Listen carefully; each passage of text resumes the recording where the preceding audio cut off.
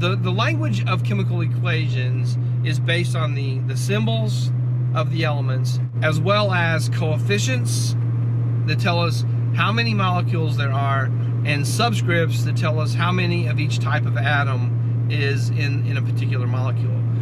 So just a couple of real quick points. The atomic symbols off the periodic table, they all begin with a capital letter. So capital C, capital O is different from capital C, lowercase o. Capital C is carbon, capital O is oxygen, capital C, lowercase o is cobalt. So you have to pay really close attention to the capitalization in order to know, which element it's talking about. So that's the first thing. The atomic symbols is kind of the vocabulary of a chemical equation. The next is the subscripts. The subscripts tell you how many of each type of atom make up a molecule. And so the subscripts always apply to the element that they follow.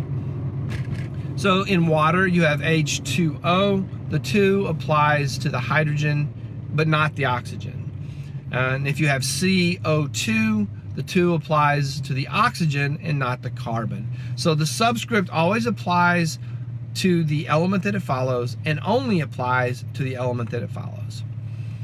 So once we understand the symbols and the subscripts define a particular molecule, then the next thing is to look at the coefficients. The coefficients are in front of the molecule, telling us how many of those molecules are present.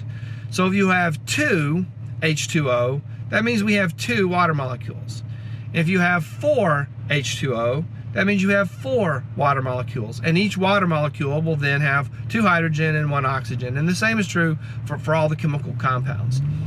The 3 things we need to pay attention to when we're reading chemical equations is the element, the symbol for the element, that tells us which elements are in the molecule or in the compound, same thing.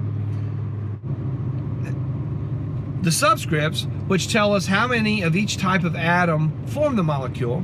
And remember, the subscripts only apply to the element that immediately comes before them. And thirdly, we need to look at the coefficients, which tells us how many of each type of molecule there is. So that's it, in a very simple. We have the chemical symbol, we have the subscript, and we have the coefficient. You can't change the subscript without changing the compound itself, because H2O is different from H2O2. They're different compounds. They're completely different. So you can't change the subscripts.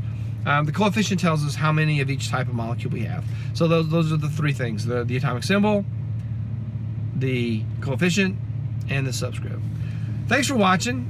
Please, if you enjoyed this, there's other science videos related to chemistry and physics in the Around the World playlist. Check those things out. Subscribe to the channel, hit the like button, share this with your friends, and thanks for watching.